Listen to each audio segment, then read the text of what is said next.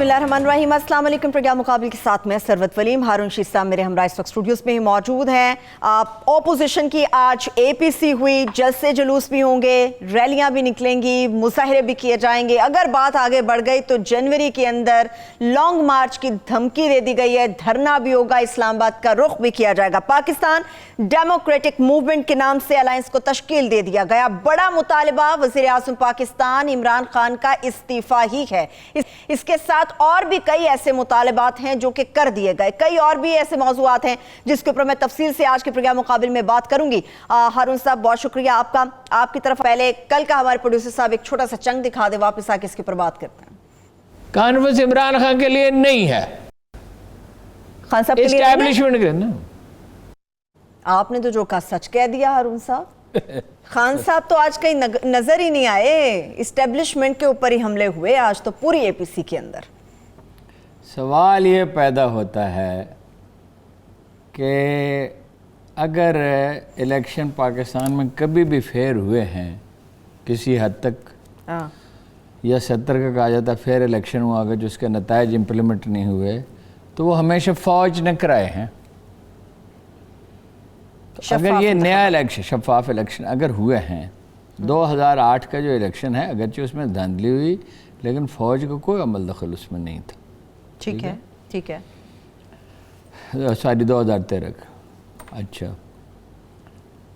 तो अगर फ़ौज का कोई अमल दखल नहीं होगा इलेक्शन में, वैसे तो गिलगित बल्तिस्तान में उन्होंने पहले ही ऐलान कर दिया है। अच्छा। इन्होंने मुतालबा किया है, उन्होंने कहा हमारा कोई अमल दखल नहीं होगा और सब लोग देख लेंगे कि वहाँ क्या होगा। for the best. वो कहते हैं कि लॉ एंड आर्डर के तो हम जिम्मेदारी लेंगे इंशाल्लाह, लॉ एंड आर्डर को तो ख़राब होने नहीं देंगे। जाहिर है पोलिंग स्टेशनों के बाहर रहेंगे या गश्त वगैरह करेंगे, ये तफसील तो उन्होंने नहीं दी है। मगर ये तो कहते हैं कि फ़ौज होनी नहीं चाहिए, एलामिया में ये कहा गया। अच्छा, अगर बिल्कुल नहीं होगी तो गिलगित बल्तिस्तान एक ऐसा इलाका है जहाँ बरसों फसादात होते रहे हैं और बड़ी मुश्किल से उन पर काबू पाया गया। ठीक। अब मसलन उन्होंने कहा मौलाना फजलुर रहमान ने कि फ़िरका वाराना फसादात जो हैं वो हुकूमत की कमज़ोरी का नतीजा है। हुकूमत की कमज़ोरी का कैसे नतीजा है? फ़िरका परस्तों की यानी बेलगामी का नतीजा है। ये बेलगाम वैसे इनके दौर में भी हुए, नवाज शरीफ साहब के दौर में हुए, और दहशत गर्दी अगर हुई तो उसको कंट्रोल किसने किया? आर्मी ने किया। अच्छा, अब एक उनका मुतालबा ये है कि FC का कंट्रोल ख़त्म कर दिया जाए। साफ अल्फाज में इसके मानी ये हैं कि इंडिया के लिए रास्ता खुल जाए। इसलिए कि बेचारी लेवीज, देखिए 2002 में प्लान बनाया गया कि लेवीज़ को ख़त्म करके सब लोगों को पुलिस में मर्ज कर दिया जाए। यानी लेवीज़ को कोई आदमी ख़त्म नहीं किए जाएंगे जो सरदारों के ज़रिए मुंतखब होते हैं। सरदारों के ज़रिए उनकी तनख्वाहें दी जाती हैं, वही पूरा और वो वही, और ये ज़रूरी नहीं है कि वो तनख्वाहें पूरी उन तक पहुँचें। उनकी ट्रेनिंग भी नहीं होती। जब एक आदमी की ट्रेनिंग ही नहीं है, उस पर 10 अरब रुपये खर्च हुए। 2002 के असम्बली ने कहा कि इसको मंसूबे को ख़त्म कर दिया जाए। कराची में अमन किसने कायम किया? फ़ौज ने। कबायली इलाके में अमन किसने कायम किया? ऑब्वियसली फ़ौज ने। और पूरी कबायली पट्टी में वज़ीरिस्तान में ख़ास तौर पर सबसे ज़्यादा ख़तरनाक था, उन्होंने किया। 6 से 7 हज़ार फ़ौजी जवान और अफसर शहीद हुए। लगभग 1,000 अफसर और 6,000 जवान शहीद हुए। अगर आप मामलात से यकसर उन्हें लाताल्लुक़ कर देंगे, ठीक है, तो मामलात कैसे चलेंगे? अगर तो आपका मुतालबा ये है कि शफाफ इलेक्शन होनी चाहिए, ये तो एक जमहूरी मुतालबा है, इसकी तो कोई मुखालफत नहीं कर सकता। लेकिन ये तो पूरी की पूरी कार्रवाई और पूरी की पूरी प्रेस कॉन्फ्रेंस जो है ये मिलिट्री इस्टेब्लिशमेंट के ख़िलाफ़ थी। ओपनली आज नवाज शरीफ साहब ने भी ये बातें की। नवाज शरीफ साहब पे तो ऐसा लगता है कि अपने आप पे उनका कंट्रोल ही ख़त्म हो गया है। यानी बुनियादी मुतालबा जो है हम कहेंगे दुरुस्त है, इलेक्शन हमेशा शफाफ होने चाहिए, सिविल अदारे मजबूत होने चाहिए, लेकिन सिविल अदारे अगर मजबूत नहीं हुए तो उसकी जिम्मेदार सिर्फ इस्टेब्लिशमेंट नहीं है, आप लोगों का सियासी पार्टियों में जमहूरियत कहाँ है? सियासी पार्टियों में जमहूरियत कहाँ है? एक मिनट, मैं इसको let me explain it. Bhutto साहब, बेगम नुसरत भुट्टो, بے نظیر بھٹو, آصف علی زرداری, بلاول کے بعد اگلی نسل ہوگی, ٹھیک ہے. عبدالغفار خان صاحب, عبدالولی خان صاحب, اسفندیار ولی, سنگین ولی, اس کے بعد اس کی اولاد, ٹھیک. عبدالصمد اچکزئی, محمود اچکزئی, مفتی محمود, مولانا فضل الرحمان. سیاسی پارٹیوں میں الیکشن ہوتے ہی نہیں ہیں, تو جمہوریت کا بنیادی ادارہ سیاسی پارٹیاں ہیں. یعنی یہ بات درست ہے کہ فوج کا عمل دخل نہیں ہونا چاہیے, کم از کم ہونے چاہیے جہاں ضرورت ہو. سول ادارے ہی کسی ملک کی ترقی اور بقا کا ضامن ہوتے ہیں, لیکن سول ادارے ہیں کہاں؟ پولیس کو کس نے تباہ کیا؟ کیا پولیس ان 2 برسوں میں تباہ ہوئی ہے؟ پچھلے کئی سالوں کا کیا دھرا ہے سارا کچھ. یہ جو 90 کا پورا ڈیکیڈ تھا, اس میں 25,000 آدمی صرف پنجاب پولیس میں نواز شریف صاحب نے MNA اور MPS کی سفارش پہ بھرتی کیے تھے. 25,000 اب وہ کن عہدوں پہ پہنچ چکے ہوں گے, ذرا سوچئے. ٹھیک ہے. یہ جو لاہور میں مسئلہ ہے قبضہ مافیا کا, کہ قبضہ مافیا کا اور وغیرہ وغیرہ کا, تو 2 طرح کے قبضہ گروپ ہیں. ایک تو خود پولیس ہے, اور ایک جو پولیس سے مل کے کام کرتے ہیں, جیسے ثاقب نثار نے, آپ کو یاد ہے نا, اس کا نوٹس لیا تھا. ٹھیک ہے. خیر, آج نواز شریف صاحب جب خطاب کرنے کے لیے آئے ہارون صاحب, ہم نے سوچا تھا ایک بیمار شخص آئے گا, ایک ایسا شخص آئے گا جس کی داستانیں, اس کی تکالیف کی داستانیں ہم ہر روز سنتے ہیں, ہر ایک کی زبان پہ. وہ تو بڑے حشاش بشاش نظر آئے. وہ تو بڑے حشاش بشاش تھے, اور ظاہر ہے عدالت میں اب یہ سوال اٹھایا جائے گا کہ جو آدمی اتنا حشاش بشاش ہے, صحت مند ہے, وہ واپس کیوں نہیں آتا؟ واپس وہ آ نہیں سکتے. واپس آنے کا مطلب جیل جانا ہے. اس کے بارے میں وہ کہہ چکے ہیں کہ جیل میں نہیں جانا چاہتا. تو جمہوریت نہیں بچانے وعدہ کر کے نہیں. جمہوریت عدالت کا احترام کہتے ہیں ہم عدالتوں کو, کہتے ہیں عدالتوں پہ بڑا دباؤ ہے, تو عدالت کا فیصلہ وہ پیش ہوں. یہ کیسا احترام ہے؟ آپ نے کیا احترام میں کیا؟ وہ دیکھے, ایک پیر صاحب تھے, انہوں نے ایک آدمی سے کہا, کمرے میں بہت سے لوگ بیٹھے ہوئے تھے, وہ پیر صاحب بوڑھے آدمی, ٹانگیں پھیلائی ہوئی, تو انہوں نے ایک آدمی سے کہا کہ آپ ادھر بیٹھ جائیں. وہ ان کے دروازے کے پاس بیٹھا ہوا تھا, آپ اٹھ کے ادھر بیٹھ جائیں تو تاکہ آنے والوں کو دقت نہ ہو. اس نے کہا میں آپ کے قدموں کا جو ہے, پاؤں کا, وہ یہ نہیں کر, بے ادبی نہیں کر سکتا. 2-3 دفعہ انہوں نے کہا, اسے نہیں مانا, کہ آپ کے پاؤں کی بے ادبی نہیں کر سکتا.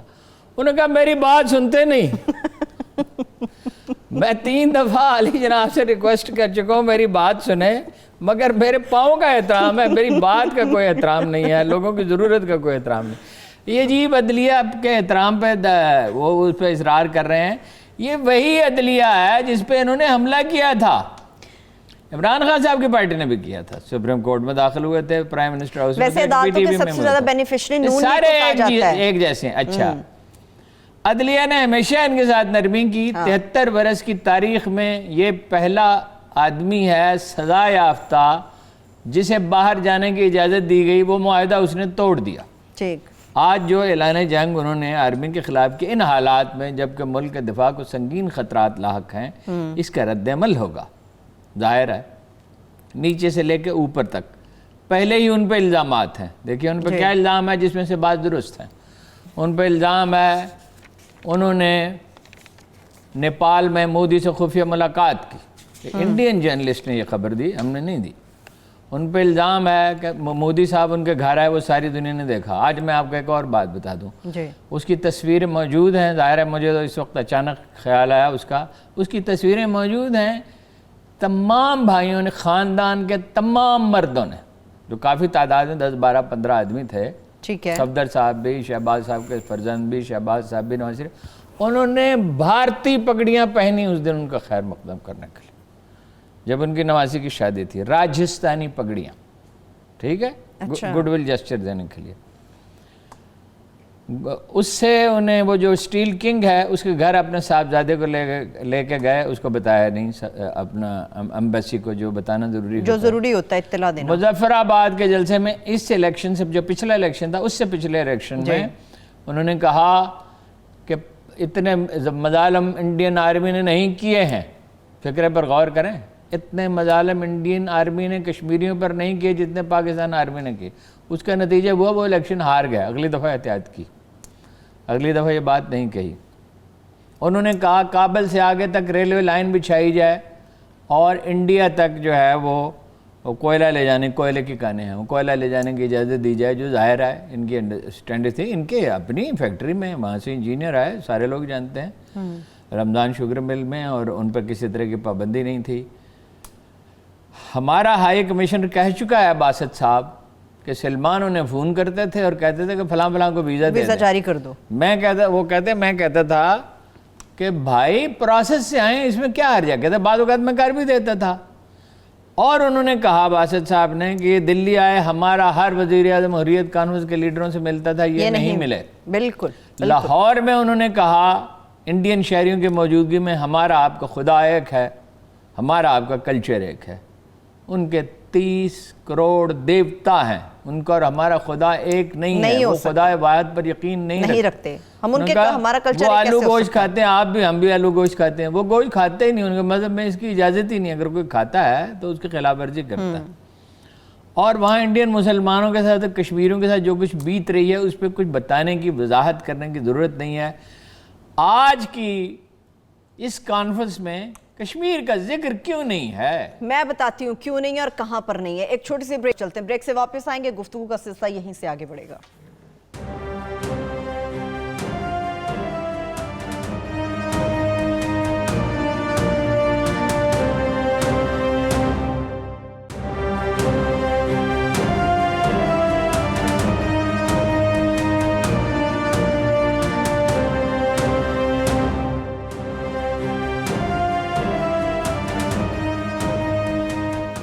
Welcome back. ہارون صاحب، آپ نے کشمیر سے متعلق بات کی، مولانا صاحب نے اپنے ٹائم پہ تو کچھ نہیں کیا، مگر آج وہ کہہ رہے تھے اس اعلامیے میں پریس کانفرنس میں کہ سکوت کشمیر کے جو ذمہ دار ہے وہ موجودہ حکومت ہے۔ موجودہ حکومت کیسے ذمہ دار ہے؟ موجودہ حکومت بھرپور سفارتی مہم نہ چلانے کی ذمہ دار ہے، لیکن مولانا فضل الرحمان جو 10 برس تک کشمیر کمیٹی کے چیئرمین رہے تو اس میں کیا انہوں نے مہم چلائی؟ ظاہر ہے کچھ نہیں کیا۔ دیکھیے، وہ ایک مکالمہ لکھا ہے اقبال نے جبرائیل کا، جبرائیل امین کا، اور آپ رسول اللہ صلی اللہ علیہ وسلم نے جبرائیل امین، اللہ نے بھی کہا جبرائیل امین، اور شیطان کا۔ وہ کہتا ہے کہ یہ میری تقدیر میں لکھا تھا، میرا کوئی قصور نہیں ہے۔ تو جبرائیل کہتے ہیں کب کھلا تجھ پہ یہ راز، انکار سے پہلے کے بعد، پستی افلاق نے سکھلائی ہے یہ حجت تجھے، پستی افلاق نے سکھلائی ہے یہ حجت تجھے، دے رہا ہے اپنی آزادی کو مجبوری کا نام۔ نواز شریف صاحب پہ یہ راز کب کھلا کہ فوج کا عمل دخل نہیں ہونا چاہیے؟ 12 اکتوبر 1999 کو، ورنہ اس اگست میں بھی 3 مہینے پہلے وہ ضیاء الحق کا مزار پہ گئے تھے، انہوں نے کہا تھا میں اس کا مشن مکمل کروں گا۔ 88 سے 99 تک 11 برس تک وہ ضیاء الحق کے مزار پہ جاتے رہے اور یہ کہتے رہے، سب جانتے ہیں کہ ضیاء الحق نے انہیں وزیر اعلیٰ بنایا، سب جانتے ہیں کہ ضیاء الحق کی انہیں وزیر اعظم بنانا چاہتے تھے، سب جانتے ہیں کہ ضیاء الحق کے جانشینوں نے انہیں وزیر اعظم بنایا۔ ایک خاص شفقت تھی ضیاء الحق کی۔ اچھا، رہ گئی پیپلز پارٹی، یہ بعد میں اگرچہ اسے کچھ اینٹی اسٹیبلشمنٹ کریکٹر واضح ہوا، لیکن بھٹو صاحب تو 8 سال تک chief marshal administrator Ayub Khan کا وزیر اعظم، وہ پارٹی کے سیکرٹری جنرل رہے، وزیر خارجہ رہے، پہلے سائنس اور ٹیکنالوجی کا منسٹر تھے فواد صاحب کی جگہ۔ اچھا، تو انہوں نے اسے ڈیگال کہا، صلاح الدین ایوبی کہا، عصر حاضر کہا، اچھا، ایشیا کے ڈیگال کہا، ڈیڈی کہا۔ ٹھیک ہے بھائی، آپ سب لوگ وہیں سے اٹھے ہیں، وہیں سے آئے ہیں، ٹھیک ہے، وہیں سے آئے۔ اب ہم کیسے مان لیں؟ ٹھیک ہے، چلیں ہارون صاحب، الائنس تو تشکیل ہو گیا، کیا متحدہ اپوزیشن دیکھنے کو ملے گی ہمیں؟ الائنس کی تشکیل نہیں ہوئی ہے، الائنس کی تشکیل زبانی ہوئی ہے، پریکٹیکلی جب یہ فیلڈ میں نکلیں گے تو پتہ چلے گا صرف مدارس کے بچے آتے ہیں یا پیپلز پارٹی کے اور لیگ کے ورکر بھی آتے ہیں۔ نون لیگ کا یہ مزاج ہی نہیں ہے کہ اس کے لوگ سڑکوں پہ نکلیں، اور کرونا ہے، بڑے جلسے نہیں ہو سکتے۔ بات اگلے مہینوں پر ہے ہارون صاحب، اکتوبر تک کرونا ختم نہیں ہو جائے گا، دسمبر. ٹھیک ہے وہ ممکن ہے اگر ویکسین آ جائے اور 22 کروڑ آدمیوں کو لگ جائے یا 20 کروڑ کو لگ جائے پھر تو ٹھیک ہے. روس میں جاری ہو گئی ہے, روس والے دے دیں. یہ روس سے کہیں یہ بھی کوشش کریں, حکومت بھی کوشش کریں 22 کروڑ آدمیوں کو ویکسین لگ جائے تو ٹھیک ہے. ورنہ اگر 0.01% کو بھی آیا تو ایک آدمی سے 18 آدمیوں کو لگنے کا اندیشہ ہوتا ہے کہ اجتماع میں. ٹھیک ہے. اس کا مطلب یہ ہے کہ کرونا بھی ایک رکاوٹ ہے. دوسرا یہ ہے جیسے عمران خان صاحب کی خدمت میں دھرنے سے پہلے جا کے میں نے عرض کیا تھا کہ اس طرح کے احتجاجوں کا زمانہ گزر چکا ہے جب لاکھوں لوگ ایک جگہ پر جمع ہوں. مولانا مدارس کے طلباء کو ضرور لے گئے اور وہ کئی ہزار تھے, اس سے تاثر اچھا پیدا ہو گیا, مگر کسی اور پارٹی کے ورکر کیوں نہیں گئے؟ اچھا, اور اگر اتفاق رائے تھا ان کے اندر تو اعلامیہ میں اتنی دیر کیوں ہوئی؟ میں آپ سے عرض کرتا ہوں جھگڑا ایک تو وہ پیپلز پارٹی پہ بگڑے ہوئے تھے کہ سندھ اسمبلی توڑنے کی حمایت کریں, جو آخری اعلامیہ میں تو اس کا کوئی ذکر نہیں ہے, جو اعلامیہ جاری ہوا اس کا ذکر نہیں ہے. دوسری بات یہ ہے کہ پیپلز پارٹی کے سندھ اسمبلی توڑ دے, سینٹ کا الیکشن ہے مارچ میں. اس طرح کی احتجاجی تحریکوں سے حکومت پہ دباؤ تو یقیناً پڑتا ہے. ٹھیک, یعنی معاشی سرگرمیاں متاثر ہوتی ہیں, حکومت پہ نفسیاتی دباؤ پڑتا ہے اور اس کی ساری انرجی جو ہے وہ سیاست میں صرف ہونے لگتی ہے بجائے دوسری معاشی سرگرمیاں اور سول سروس یا عوام سے بالکل نظر ہٹ جاتی ہے اور اس سے ہٹ جاتی ہے. لیکن استعفے دینے کا مطالبہ نہیں مانا گیا مولانا فضل الرحمان کا. اس پہ بحث ہوتی رہی, ہمارے سورسز وہ تحریری انہوں نے کہا اس پہ غور کیا جائے گا. مولانا ہر چیز کی تحریری یقین دہانی مانگ رہے ہیں. بات یہ ہے مجھے لگی ہے پیاس, میں ان سے کہتا ہوں اپنے دوستوں سے جو یہاں موجود ہے کمرے میں, کوئی کسی سے کہا مجھے پانی پلا دے, وہ کہیں اس پہ غور کیا جائے گا. بھائی استعفے اگر دینے ہیں تو اس کا اعلان کریں یا اس کی تاریخ دیں کہ اکتوبر میں ہم مستعفی تاریخ دے دیں گے جب لوگ مستعفی ہو جائیں گے, یعنی دسمبر میں ہو جائیں گے, جنوری میں ہو جائیں گے. مسئلہ یہ ہے کہ استعفے لوگ دیں گے نہیں. کچھ لوگ استعفے دیں گے, کچھ لوگ استعفے نہیں دیں گے, اس لیے کہ دو خطرات ہیں. ایک تو یہ ضمنی الیکشن کرا دیے جائیں, ٹھیک ہے, اور دوسرا خطرہ یہ ہے کہ جو ایسے ہنگامے اگر بہت پھیل جائیں تو مابرائے آئین اقدامات ہوتے ہیں, اس کا خطرہ پیدا ہو جاتا ہے. مگر ایسے اور جس طرح آج چیلنج کیا ہے انہوں نے آرمی کو, ہر چیز کا قصور ہے, آرمی قصوروار ہے, ملٹری اسٹیبلشمنٹ قصوروار ہے, اس میں قطعاً کوئی شبہ نہیں. لیکن کیا وہ سب چیزوں کی ذمہ دار ہے؟ ان میں سے کسی نے کہا کہ ہم نے بھی کچھ غلطیاں کی ہیں؟ صرف اسٹیبلشمنٹ کے اوپر ڈال دیا نا. دوسری بات یہ ہے کہ آپ اس کا کیا جواب دیں گے؟ آپ کہتے ہیں کہ نیب کو حدود میں رکھا جائے اور یہ یک طرفہ احتساب نہیں ہونا چاہیے. بالکل ٹھیک ہے, یک طرفہ احتساب نہیں ہونا چاہیے, ہم ہمیشہ اس کی تائید کرتے رہے ہیں, ہم پوائنٹ آؤٹ کرتے رہے ہیں کہ فلاں سرکاری شخصیت کے خلاف بھی نام لے کے کرتے رہے ہیں, آج پھر نام لینے کے لیے ان کے لیے تیار ہے. لیکن یہ جو ٹی ٹی سے زرداری صاحب کے انگنت کھاتے ہیں, کوئی پکوڑوں والا, کوئی جلیبیوں والا, کوئی گول گپے والا, کوئی رکشے والا, اور ان کے بھی ہیں خاندان کے تمام بچوں کے. آپ سے کبھی کوئی غلطی سرزد نہیں ہوئی. آپ یہ فرماتے رہے شہباز شریف صاحب پیٹ پھاڑ دوں گا, گھسیٹوں گا. وہ تو جھک کے ملتے ہیں اب. اچھا, اب جھک کے ملتے ہیں. بھائی کل اس بات کی کیا ضمانت ہے کہ کل آپ پھر یہ نہیں کریں گے؟ دیکھیے, اگر یہ استعفے دینے کے لیے تاریخ کا اعلان کر دیتے تو شاید کچھ جمتی بات, دن یہ فیصلہ کریں گے کہ اس دن تاریخ کا فیصلہ, آج سے 2 مہینے کے بعد استعفے دینے کی تاریخ کا فیصلہ کریں گے, یا اعلان کر دیا جائے گا, تو میں مان لیتا کہ یہ ایک پرزور احتجاجی تحریک چلانا چاہتے ہیں. ٹھیک ہے, ٹھیک ہے. میں نہیں سمجھتا کہ عوام اس کے لیے تیار ہوں گے. اس کا نون لیگ کا یہ مزاج نہیں ہے. پیپلز پارٹی سندھ کی حکومت سیکریفائس نہیں کرنا چاہے گی, اس لیے کیا ضروری ہے صرف ایک مولانا کے لیے اپنی حکومتیں کیوں داؤ پہ لگائیں گے؟ مولانا یہ فرما رہے ہیں کہ ہم تو ڈوبے ہیں صنم, تجھ کو بھی لے ڈوبیں گے. نواز شریف صاحب نے ایک ایسا فکرہ کہا جس نے پوری اے پی سی کا بتا دیا کہ آج کیا ہونے والا ہے. ہماری جدوجہد عمران خان کے خلاف نہیں, اس کو لانے والوں کے خلاف ہے. شہباز شریف صاحب کا رول کیا ہوگا ہارون صاحب؟ آپ نے دیکھا کہ شہباز شریف صاحب ٹھنڈی سانسیں بھر رہے تھے, اور دیکھا کہ ان کے چہرے پر تازگی نام کی کوئی چیز نہیں تھی. شہباز شریف آج کافی حد تک irrelevant ہو گئے. آج کے بعد وہ برقع پہن کر رات کی تاریکی میں بھی جائیں تو وہ ان کا خیر مقدم نہیں کیا جائے گا. شہباز شریف صاحب کا رول میں آج کے بعد محدود ہو گیا. یہ تقریر کا لب و لہجہ بتا رہا ہے. ہم لوگوں کے سے بات بھی کرتے رہے ہیں, ان کی تحریریں بھی پڑھتے رہے ہیں. یہ جناب محترم عرفان صدیقی صاحب اور پرویز رشید کی لکھی ہوئی تقریر لگتی ہے. یہ ہے میرا اندازہ ہی. اور اشعار جو ہیں نواز شریف صاحب کا اشعار کے معاملے میں عالم یہ ہے کہ ایک قبرستان سے گزر رہے تھے تو آپ کو پتہ ہے ہر قبرستان میں کتبہ ضرور ہوتا ہے. ہر قبرستان موجود ہوتا ہے. نہیں وہ ایک خاص کتبہ ہوتا ہے. وہ ہوتا ہے یہ بچے کی قبر پہ لگا ہوا. انہوں نے کہا وہ کتبہ ہوتا ہے پھول تو 2 دن بہارے جاں فضا دکھلا گئے, حسرت ان غنچوں پہ ہے جو بن کھلے مرجھا گئے. تو انہوں نے جو ساتھ ان کے آدمی تو اسے کہا نوٹ کر لو کسی سیاسی جلسے میں کام آئے گا. وہ شعر کس کے لکھے ہوئے ہیں.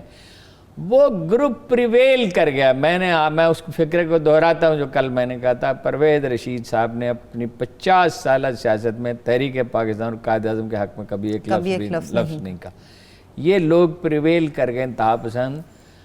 دیکھیے میڈیا میں تو میری تو آج کی باتیں بہت سی لوگ کہیں گے کہ یہ ہوا میں بات کر رہا ہے, لیکن میں نے 70 سے آن بڑھ سیاسی تحریکیں دیکھی ہیں, بلکہ محترمہ فاطمہ جناح کے جلسے بھی دیکھے ہیں, بعض جلسوں میں شریک بھی ہوئے ہوں.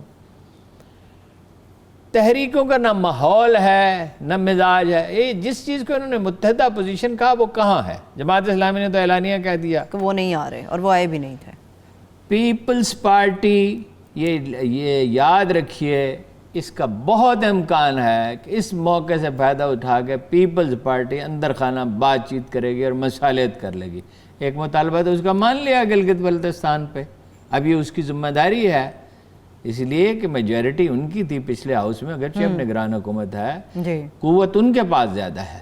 ٹھیک ہے, اگرچہ گلگت بلتستان اور آزاد کشمیر مرکزی حکومت کی طرف کے ساتھ جاتے ہیں تاکہ زیادہ سے زیادہ فنڈ لے سکیں, زیادہ سے زیادہ ترقیاتی منصوبے ہو سکیں. یہ تو دیکھنا اب ہے. لیکن اس کی بھی صرف حکومت کی ذمہ داری نہیں ہے. فوج کو تو آپ نے کہا آپ لا تعلق ہو جائیں. اگر یہ کہتے ہیں نا فوج کو محدود کریں اپنا کردار تو بالکل ٹھیک ہے فوج کا, لیکن انہوں نے کہا آپ لا تعلق ہو جائیں. ٹھیک ہے, بریک کی طرف جانا ہے. اس سے پہلے آخری سوال ہارون صاحب, 2-3 دن سے یہ بات چل رہی تھی خطاب نہیں دکھایا جائے گا. کل تک یہ بات تھی قانونی آپشن زیر غور آئیں گے. آج ہم نے دیکھا تمام میڈیا ہاؤسز نے دکھایا. حکومت کا تقریر دکھانا ناکامی ہے ان کی, کامیابی ہے یا پھر کسی پریشر کا نتیجہ ہے؟ نہیں, میرا خیال ہے اچھا کیا, علی ظرفی کا مظاہرہ کیا. کل رات عمران خان صاحب نے اس کو حکم دیا, یہ میری اطلاع ہے.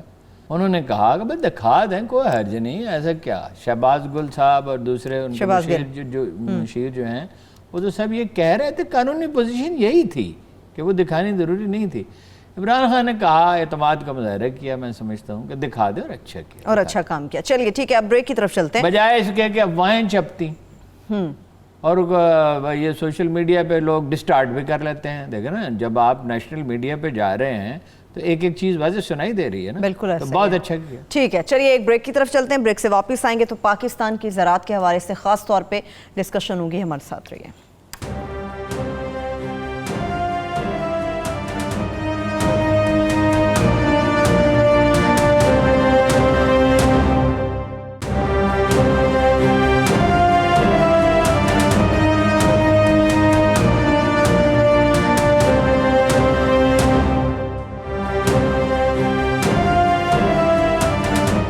بریک کے بعد ایک بار پھر سے پروگرام میں ہم آپ کو خوش آمدید کہیں گے. اب کچھ بات کرتے ہیں زراعت سے متعلق, جسے پاکستان میں کہا جاتا ہے کہ ریڑھ کی ہڈی کی حیثیت رکھتی ہے. ہارون صاحب معذرت کے ساتھ, مگر یہ ریڑھ کی ایسی ہڈی ہے جو کہ بری طرح سے ٹوٹی ہوئی ہے.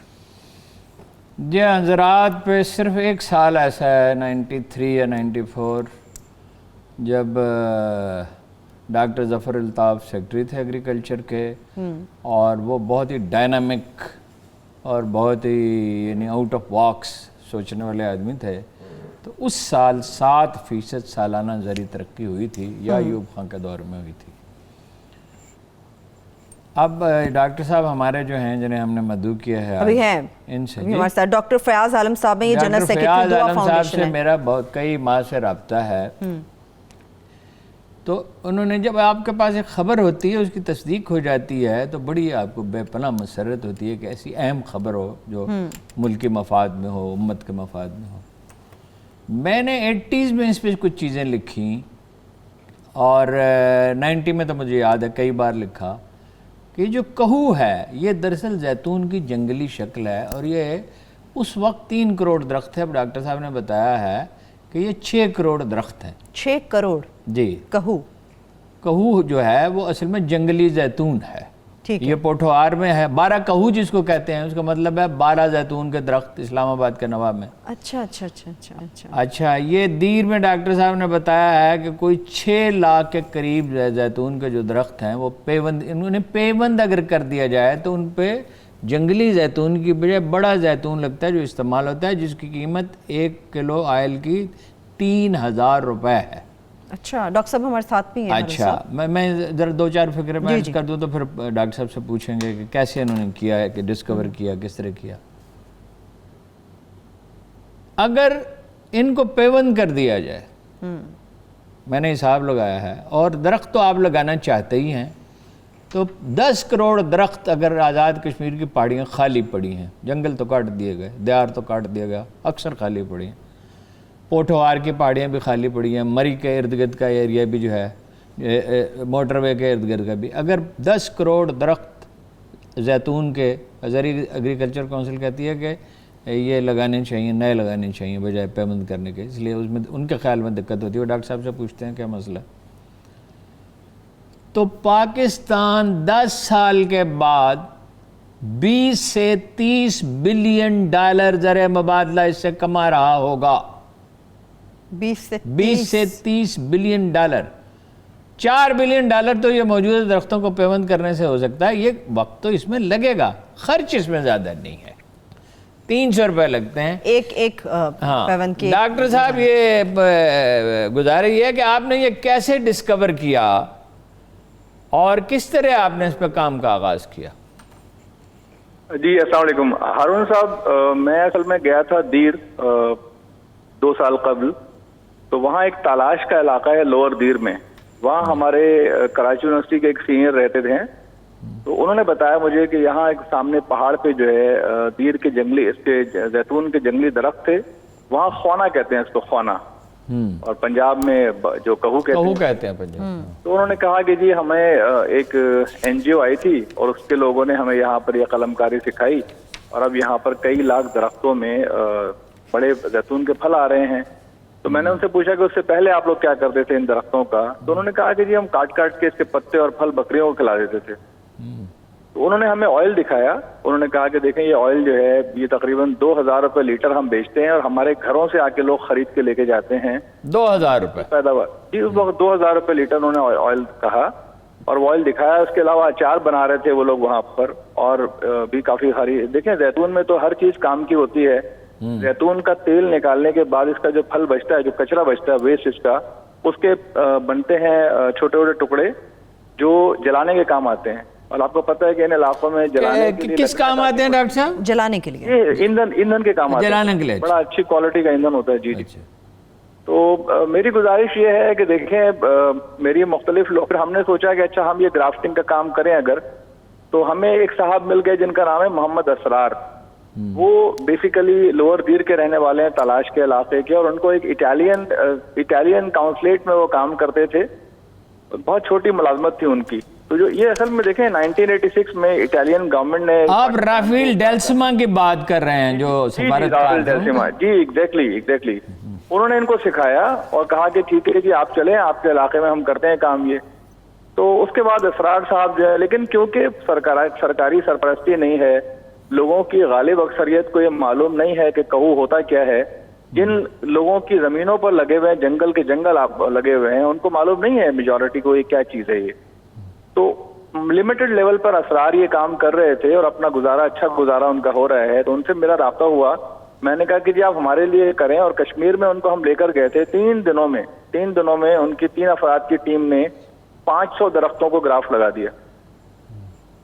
اسی طریقے سے آج ہم نے لوور دیر میں شروع کروایا ہے 500 ٹریز کے اوپر، تو اصل میں دیکھیں یہ باری والے جو ہیں ہماری جو ایگریکلچر ڈپارٹمنٹ ہے PARC ہے, بہت اچھے لوگ ہیں ماشاءاللہ, بہت قابل لوگ ہیں وہاں پر, بڑے ڈیڈیکیٹڈ ہیں. پوٹوہار کے علاقے میں انہوں نے وادی زیتون بنا دیا ہے اور لاکھوں درخت لگا بھی دیے ہیں, اب ان سے پروڈکشن بھی آ رہی ہے. لیکن یہ جو آپ کا وینئر گرافٹنگ ہے اس پر ان کی توجہ زیادہ نہیں ہے. ڈاکٹر عظیم صاحب سے میری بات ہوئی جو PARC کے DG ہیں, وہ کہتے ہیں کہ ہاں جی بالکل ممکن ہے اور اس کی کوششیں ہوئی ہیں, لیکن آپ نئے پودے لگائیں. تو میری گزارش سر یہ ہے ہارون صاحب کہ پہاڑی علاقوں میں جہاں ڈینس فارسٹ ہے اور لاکھوں, اس وقت تو دیکھیں جو ہم نے ایسٹیمیٹ کیا, بعد میں نے مزید پڑھا 8 کروڑ نہیں, وہ قطع کلام آپ پہاڑی علاقوں میں تو یہ تقریباً ناممکن کام ہے نئے درخت لگانا, وہاں تو جو خودرو اگتے ہیں درختوں پہ دیکھیں ہم نے تو, میں تو آپ کے توسط سے حکومت پاکستان خاص طور پر پرائم منسٹر سے گزارش کروں گا کہ ان کی جو ٹائیگر فورس ہے یا دیگر چیزیں ہیں نا اس کو اس طرف موڑیں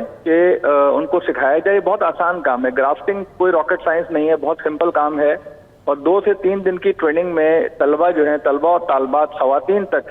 مجھے کشمیر میں دیر کوٹ میں ایک صاحب نے کہا کہ دیکھیں ہمارے مرد تو چلے آتے ہیں نوکری پر اپنے علاقوں سے باہر, ہماری خواتین یہ کام کر سکتی ہیں. تو ہم نے ریڈ فاؤنڈیشن کے اسکول میں ٹریننگ سیشن کرایا اور وہاں کی نوجوان بچیوں نے کہا کہ ہاں جی ہم اس میں انٹرسٹڈ ہیں, ہم چاہتے ہیں کہ ہمارے علاقے میں ترقی ہو.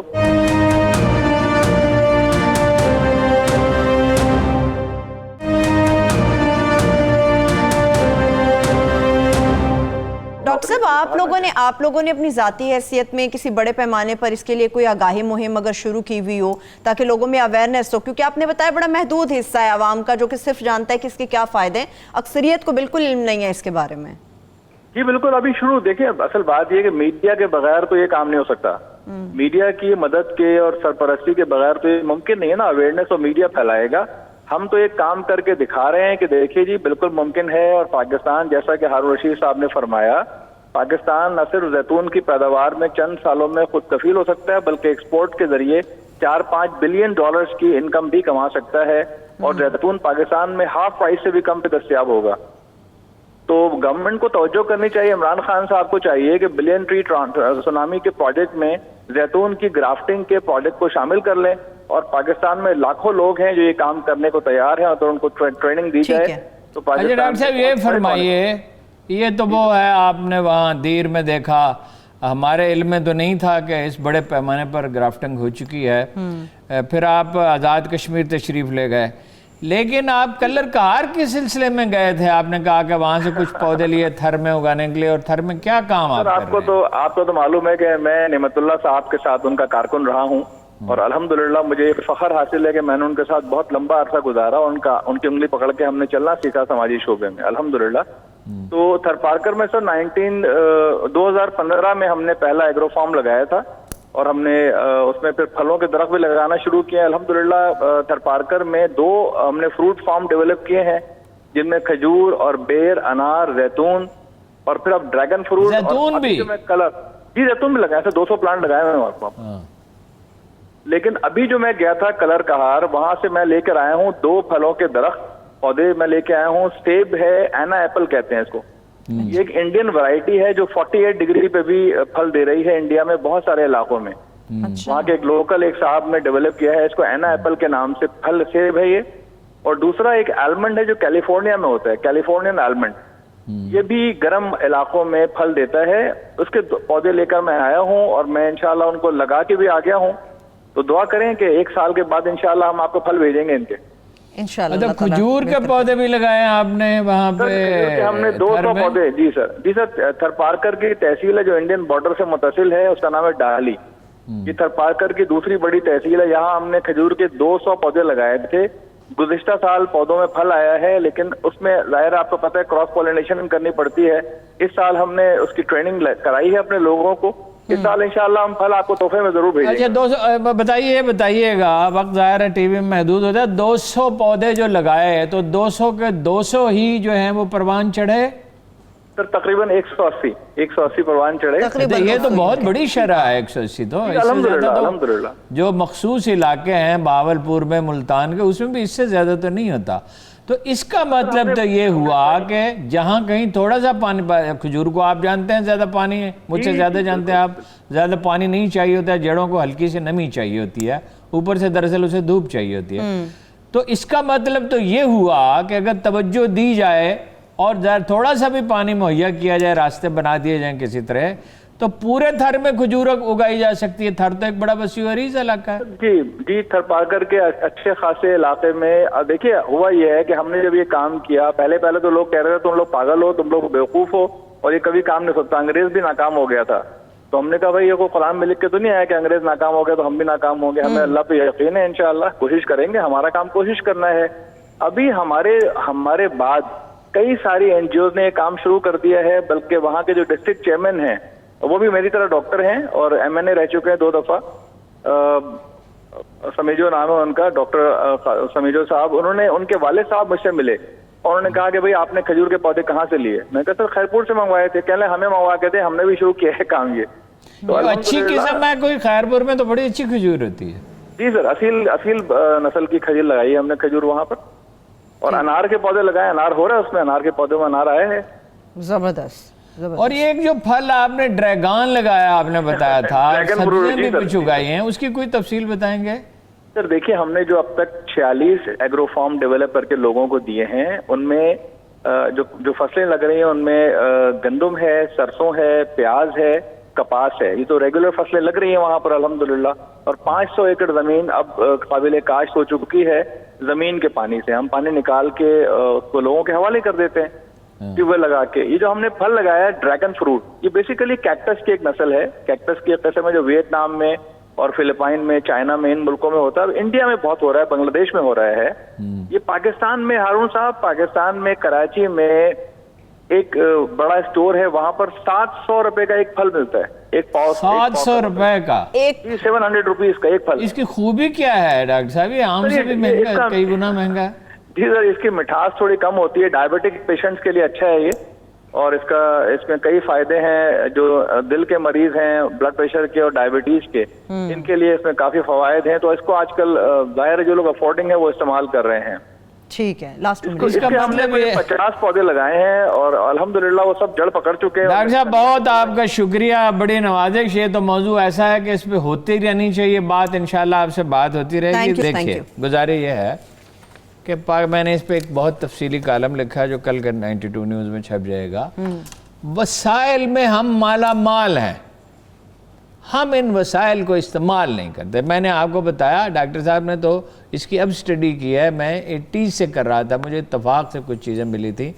تھر کے کوئلے کا بھی پہلی دفعہ میں نے انکشاف کیا تھا, یعنی مجھے بتایا گیا کسی مرحوم فاروق گیلانی ایک سرکاری افسر ہوتے ہیں, ان چیزوں میں بہت دلچسپی لیتے تھے, ریسرچ بہت کرتے تھے. 1000 بلین ڈالر سے لے کے 2000 بلین ڈالر تک کا سونا ہے, نہایت قیمتی معدنیات ہیں. ایک بریفنگ ہوئی تھی بہت اعلیٰ سطح کی, جو آف دا ریکارڈ بریفنگ تھی, میں نام نہیں بتا سکتا, جس میں کہا گیا تھا کہ ہمارے بلوچستان سے لے کے وزیرستان کی پٹی تک اتنی قیمتی معدنیات ہیں کہ ہمارا ملٹری اسٹیبلشمنٹ کا خیال یہ ہے کہ اگر 9/11 کا واقعہ نہ ہوتا تو ان معدنیات کے لیے بھی وہ افغانستان تک جاتی ہے. ایران کے کچھ ایریے میں ہے, پورے پاکستان میں, افغانستان چلے وقت ختم ہو گیا ہارون صاحب. تو یہ ہم وسائل سے مالا مال ہیں, ہم یہ طے نہیں کر سکے کہ ان وسائل کو استعمال بروئے کار کیسے لانا ہے اور انہیں استعمال کیسے کرنا ہے. تھینک یو سو مچ ہارون صاحب. میرے تمام دیکھنے والوں کا شکریہ. مجھے اجازت دیجیے, اللہ حافظ.